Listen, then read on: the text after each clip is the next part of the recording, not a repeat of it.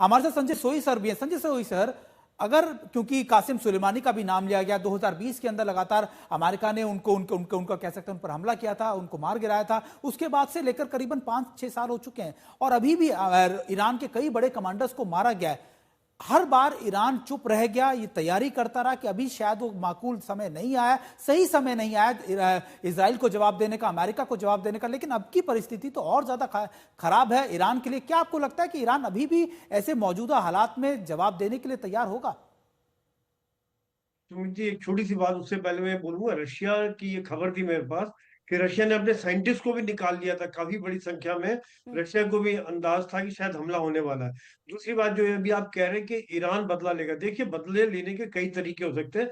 Iran ने बदला लिया। देखिए, इसराइल ने अंडर एस्टिमेट किया था ईरान को कि ईरान इतना नहीं सफल हमले कर पाएगा।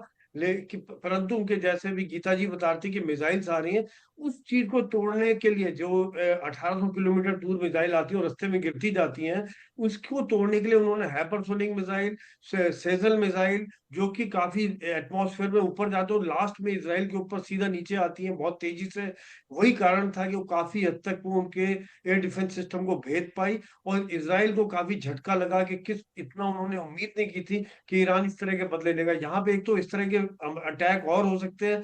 दूसरी बात, टेररिस्ट अटैक हो सकते हैं उनकी एम्बेसीज पे, अमेरिका की एसेट्स पर, अमेरिका के बाकी जहाँ पे संस्थान है उनके ऊपर हमले हो सकते हैं, अमेरिका की बेसिस पर हमले किए जा सकते हैं, अमेरिका की शिपिंग पर, कमर्शियल शिपिंग पर। और गल्फ और हॉर्मुज को अगर बंद कर देता है ईरान, तो वहां पर भी काफी एक इफेक्ट पड़ जाएगा दुनिया के तेल सप्लाई पे, क्योंकि 25% तेल वहां से जाता है, ये जहां पर कि यूएई और सऊदी अरब भी उससे अफेक्टेड हो जाएंगे। तो ईरान के पास कई किस्म के ऑप्शंस हैं। अब देखना ये कि क्या वो सभी का इस्तेमाल करेगा या फिर हुती, हिजबुल्ला इनका भी इस्तेमाल करेगा। हैरानी की बात मुझे ये है कि हिजबुल्ला अभी तक ठीक तरीके से खुल के नहीं आया है जितने दिन से लड़ाई चल रही है। तो क्या वो जो उनके कमांडर मारे गए उसकी वजह से उनको बहुत बड़ा नुकसान हो गया, झटके लगा हुआ है, या फिर वो भी समय की इंतजार कर रहे हैं अब आएंगे? अगर तो अभी तो आना है तो यही समय आएंगे, नहीं तो बाद में आने का कोई फायदा नहीं है। सुमित जी।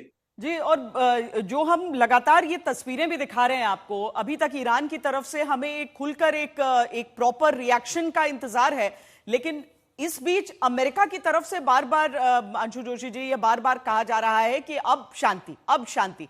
बेंजामिन नेतन्याहू भी कह रहे हैं कि पहले शक्ति आती है, उसके बाद आती है शांति। लेकिन शांति नहीं आएगी, ये मुझे लगता है कि अब जो आम बच्चे बच्चे भी घरों में बैठे देख रहे होंगे, उन सबको भी समझ में आ रहा होगा कि मौजूदा परिस्थितियों में शांति ऐसे नहीं आती है, आप इस तरीके से उसे नहीं ला सकते हैं। और पूरा आप अगर एक देश देखें, उसके चारों तरफ का पूरा दायरा देखें, तो सबके लिए चिंताजनक स्थिति खड़ी हो जाती है। श्वेता जी, आपने बहुत अच्छा बिंदु रखा, लेकिन मैं आपको बताऊं कि अंतर्राष्ट्रीय राजनीति जब हम पढ़ते पढ़ाते हैं तो उसमें स्ट्रक्चरल रियलिज्म का एक कंसेप्ट है। तो उसमें शुरुआत यहीं से होती है कि विश्व में एनार्की है, फिर किस तरह से स्टेप बाय स्टेप, तो कैसे हर एक देश सोचता है मैं अपनी शक्ति को ज्यादा से ज्यादा बढ़ाऊं। उस चक्कर में फिर आर्म्स रेस होती है, आर्म्स रेस होती है तो फिर आगे युद्ध की भी स्थिति बनती है, और फिर इसके बाद बैलेंस ऑफ पावर पे जा करके स्ट्रक्चरल रियलिज्म के अनुसार वैश्विक राजनीति जाकर के रुकती है। तो एक देखिए, युद्ध से शुरुआत होकर के शांति पर समाप्ति, ये कंसेप्चुअली हम देख सकते हैं, पढ़ सकते हैं। लेकिन मौजूदा परिस्थिति में आप बिल्कुल सही बात कह रही हैं, अमेरिका का इस युद्ध में कूदना दूसरे नए प्लेयर्स को, स्पेशली प्रॉक्सीज को एक्टिव करेगा, क्योंकि ईरान के पास जो है शक्ति वो एसिमेट्रिक वॉरफेयर की है। उसके पास ड्रोन्स है, मिसाइल्स और प्रॉक्सीज हैं, उसके पास हिजबुल्लाह की शक्ति है, उसके पास हुतीज की शक्ति है, उसके पास हमास की शक्ति है, और आज तक इन्हीं प्रॉक्सीज को एक्टिव करके वो इजराइल के साथ अपना ये युद्ध जारी रखे हुए था। तो अब वो उनको फिर से एक्टिव करेगा। इसी तरीके से मैं जो चर्चा सुन रही थी कि ईरान अब कैसे बदला लेगा, तो ईरान पर बदला लेने के लिए ये सारे जो प्रॉक्सीज है वो एक्टिव हो सकते हैं। इससे फिर स्थितियां न सिर्फ खाड़ी देशों के लिए कॉम्प्लिकेट होगी, वहां जहां अमेरिका के बेसिस हैं उनके लिए कॉम्प्लिकेट होगी, श्वेता जी। तो दूसरे कॉन्टिनेंट्स के देश हैं, जैसे पाकिस्तान है, अब समझ में सभी को आ रहा होगा कि मुनीर को लंच पर ट्रंप ने क्यों बुलाया, क्योंकि पाकिस्तान की सीमा ईरान से जुड़ती है। पाकिस्तान के ग्वादर में चीन बैठा हुआ है। चीन यदि सहायता पहुंचाना चाहेगा फिजिकली, तो उसके पास और कोई रास्ता नहीं है, वो पाकिस्तान का सहारा ले सकता है। अमेरिका नहीं चाहता कि पाकिस्तान का किसी भी प्रकार से उपयोग या प्रयोग ईरान के फेवर में हो। इसीलिए मुझे लगता है मुनीर को कंटेन करने के लिए अमेरिका बुलाया गया था। इस बात को मैंने पहले भी रखा था। और फिर ये कि वहां की बेसिस का इस्तेमाल अमेरिका करना चाहेगा, तो देखिए अलग अलग देश इसमें फिर श्वेता जी जुड़ते हुए नजर आएंगे। पाकिस्तान ने तो पहले भी अब ये बात कही दी थी कि हमने अमेरिका का डर्टी जॉब बहुत किया है, डर्टी जॉब उन्होंने अपनी तरफ से कोट अनकोट कहा था। और उनकी तरफ से अब अपने देश को शायद वो समझाने की उन्हें जरूरत भी ना पड़े सुमित कि अब वो किसकी साइड है, क्योंकि इजराइल की साइड होना मतलब वो तो शैतान की साइड होना उनके हिसाब से मान लिया बात ये कि अगर आप अमेरिका के साथ खड़े होते तो फिर चीन का क्या होगा? हाँ। यानी जिसको आप अपना ब्रदर कहते थे, आपका बड़ा भाई कहते थे, सबसे चिंतित तो वही होगा चीन। और चीन की सबसे बड़ी नाराजगी भी यही होगी। लेकिन जहां जहां पर अटैक हुआ है सुमित, ये आप न्यूक्लियर साइट्स को आप इस तरह की जो संवेदनशील जगह होते हैं उसे अपने deep with in your territory रखते हैं, लेकिन अगर देश का आकार उतना बड़ा ना हो तो आपको यही दिखता है। बिल्कुल, देखिए 3 साइट्स पर जिन पर अटैक किया गया, फूडो है, खासतौर पे नेतांज है, और इसके अलावा सबसे इंपॉर्टेंट यानी तीसरा सबसे बड़ी जो फैसिलिटी है वो इस्फहान है। और ये भी इंपॉर्टेंट है श्वेता कि अभी लगातार इस्फहान जो है,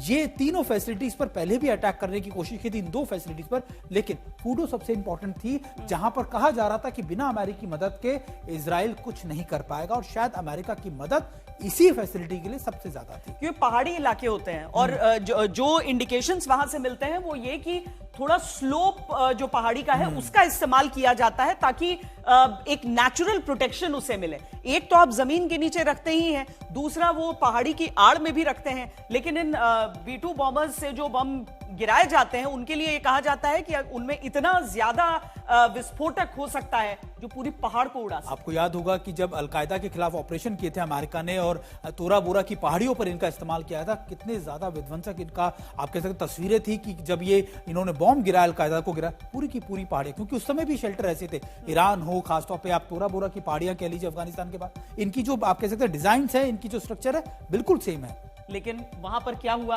अमेरिका का हश्र क्या हुआ, वो चीजें याद रखते हुए वो दोबारा कुछ करना चाहता नहीं है वैसे। लेकिन यूएन महासचिव का बयान इस सब के बीच आया है। अमेरिकी हमले पर यूएन महासचिव की तरफ से बयान दिया गया है। एंटोनियो गुतेरेस की तरफ से कहा गया है कि अंतर्राष्ट्रीय शांति को लेकर उन्होंने चिंता जताई है अमेरिकी हमले पर। उनका ये बयान, हालांकि ट्रंप जिस तरीके से यूएन को लेकर भी डिसमिसिव रहते हैं, उस बयान के बहुत मायने नहीं रह जाते हैं। अंतर्राष्ट्रीय शांति के लिए खतरा गीता अगर गुटेरेस की तरफ से कहा जा रहा है तो ट्रंप तो इसे ब्रश ऑफ कर देंगे केवल।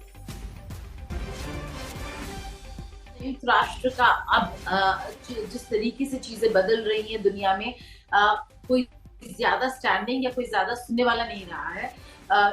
एंटोनियो गुटेरेस हर मामले पे बहुत सारे ऐसे मुद्दों पर बोलते आ रहे हैं, लेकिन ट्रंप और अमेरिकन सरकार वही कर रहा है जो उनको करना है और जो वो करना चाहते हैं। तो ये रिएक्शन इंपॉर्टेंट है, रिएक्शन को नहीं नकार सकते हैं, क्योंकि यूनाइटेड नेशंस के सेक्रेटरी जनरल बोल रहे हैं कि peace is the only way forward, diplomacy is the only way forward, military option नहीं हो सकते हैं। लेकिन 2 इम्पोर्टेंट फैक्टर्स है श्वेता, जिनको अभी भी हमने फैक्टर नहीं किया है, वो है रूस और चीन।